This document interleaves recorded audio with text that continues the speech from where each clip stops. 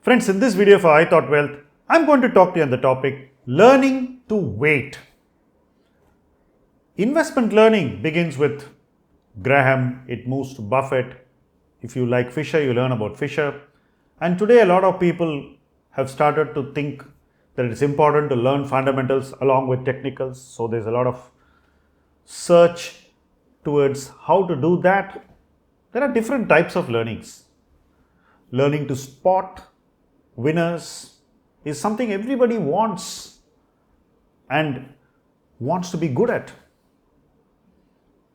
But all our learnings will need one core learning, because it's not about identification of a stock or a theme or an idea to bet upon.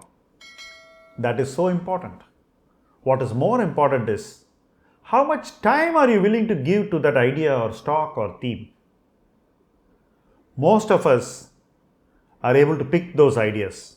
When I look back at the different ideas that we spotted through the 90s and even through the next decade, the ideas were perfect. We did touch upon a number of 100x ideas, but where I would honestly say that we are still learning is how much time we should give those ideas and how we will bring ourselves around to giving that time to the idea.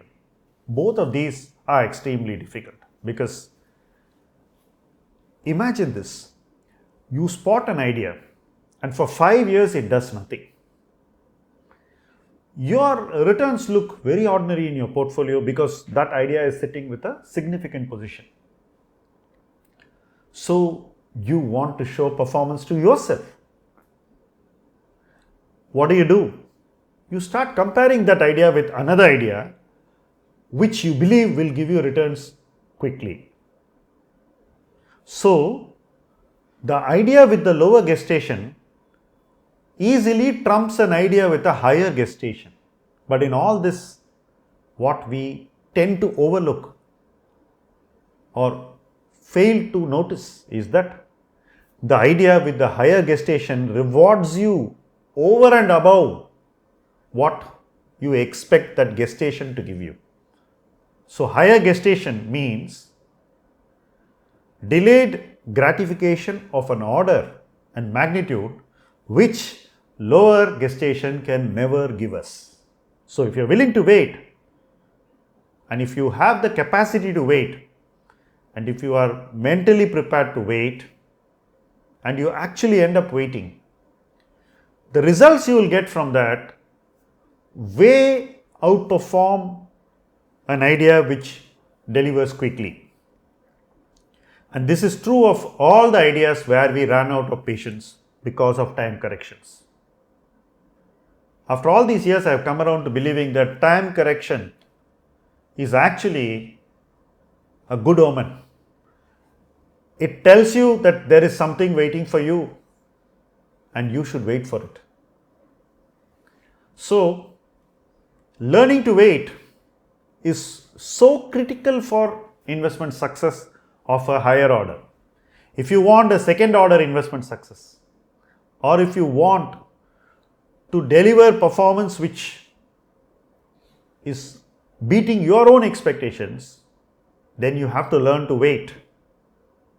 And you must prepare yourself to look silly in the eyes of others in the near term and to just believe in the idea and not look elsewhere, because you will always find a hare when you should be betting on a tortoise.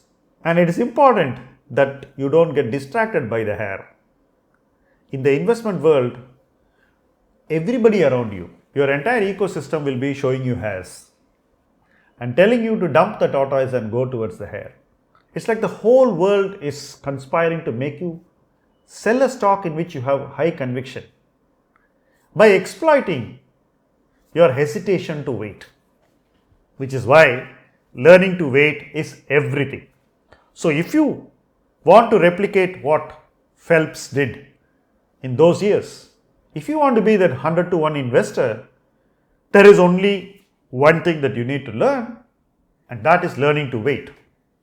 In a country like India, where opportunities are aplenty, where themes are aplenty, and where stocks are aplenty, stock picking is overrated.